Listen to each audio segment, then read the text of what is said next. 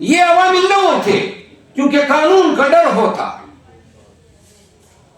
اور آپ اللہ کی شان دیکھیں کہ جو اپنے وقت میں ہر کوئی شخص طاقت کے بلبوتے پہ، چاہے وہ جرنیل ہو چاہے وہ جج ہو، قاضی فائز عیسیٰ کی تمکنت ابھی بھی ہم نہیں بھولے. اس کا تکبر، اس کی عوام کے ساتھ وکلاء کے ساتھ بے رخی، بدتمیزیاں. اللہ کی شان ہے جو اپنے عدالت میں لوگوں کی توہین کیا کرتا تھا، آج دنیا بھر میں خود توہین اس کے ساتھ ہو رہی ہے، اور شاید یہ مرتے دم تک اس کا مقدر ہوگی. اللہ کی شان ہے وہ مشرف کے منہ کیا بھول گئی جو لہرایا کرتا تھا کہ ادھر ہم ہیں اور ہم بتائیں گے. وہی مشرف تھا لاغر، کمزور، ریاست قانون اور آئین سے بھاگا ہوا، مرتے دم تک اس کو اس دھرتی پہ سانس لینا نصیب نہیں ہوا. وہ یولک جس کی وہ جنگلی بیڑ کی طرح وہ دان تھے، بھول گئے کہ جب مرا آج بھی ہمیں علم نہیں ہے کہ فیصل مسجد میں اس کے لیے چھوٹے سے مفاد کے لیے دوسرے کا حق مارتے ہیں، اور اس حق مارنے کے دوران جو ہے آپ اختیار کا استعمال کرتے ہیں، انفلوئنس کا استعمال کرتے ہیں، 2 نمبر طریقے کا استعمال کرتے ہیں، تو لہذا آپ قانون کی حکمرانی کو پامال کرتے ہیں. اب ظلم جو ہے قرآن کریم اور حضور کریم صلی اللہ علیہ وسلم کی جو سنت ہے وہ لبریز ہے اس سے کہ ظلم کسی بھی صورت میں ہو. قرآن کے الفاظ ہیں تو ظالم کے خلاف چیخ چیخ کے دنیا کو بتا دے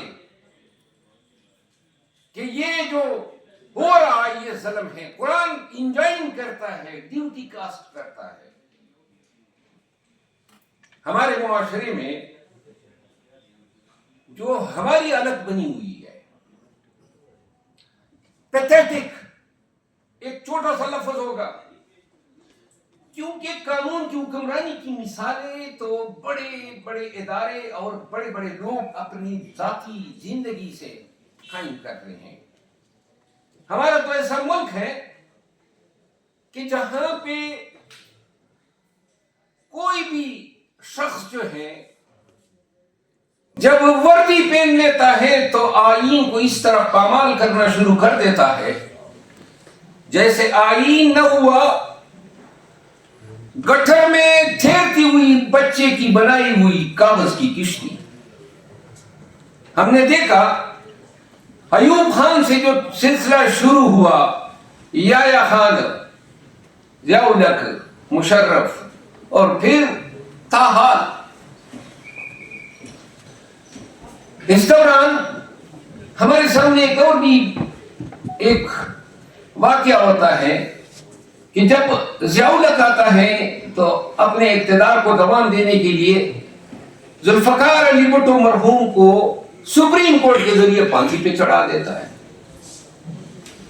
40 سال بعد قاضی فائز عیسیٰ نے انصاف کے لیے نہیں کیا، قاضی فائز عیسیٰ نے پیپل پارٹی کو خوش کرنے کے لیے، گرچہ فیصلہ درست ہے، 40 سال بعد یا 50 سال بعد سپریم کورٹ کہتی ہے کہ جی وہ تو ظلم ہوا تھا. ایسا ظلم تھا؟ ظلم نہیں ہوا تھا، قتل ہوا تھا. ایک انسان کا آپ نے عدالتی قتل کیا، اور انصاف کا تقاضا تھا کہ ان ججوں کو ان کی قبروں پہ جا کے سزائیں دیتے.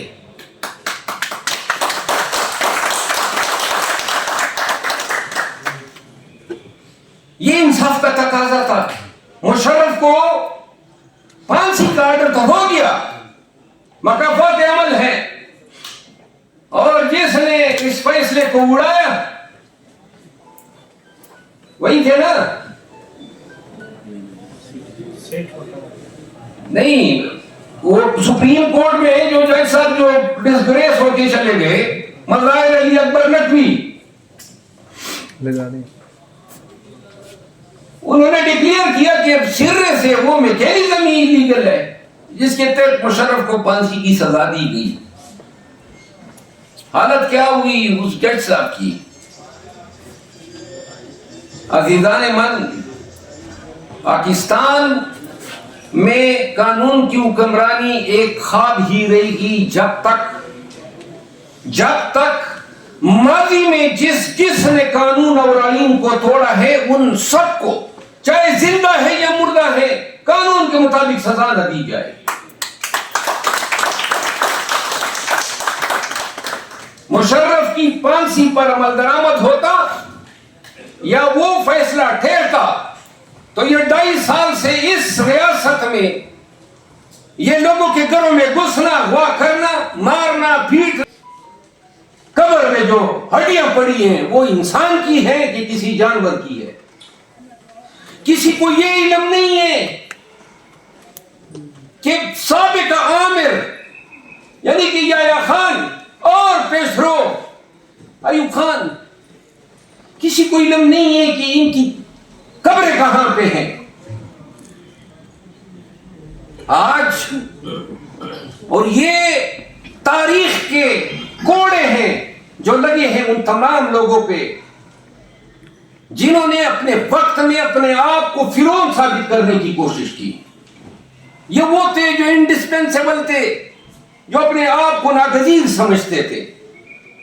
تو لہذا جس شخص نے اس پاک دھرتی کے لوگوں کے ساتھ، ان کے وسائل کے ساتھ، ان کے قوانین کے ساتھ جبر، ظلم یا کھلواڑ کی کوشش کی، تاریخ نے ایسے عبرتناک کوڑے ان پہ برسائے ہیں کہ آج ان کے وجود کی ریون جو ہے، باقیات، وہ بھی کسی کو دیکھنے کو نہیں مل رہی۔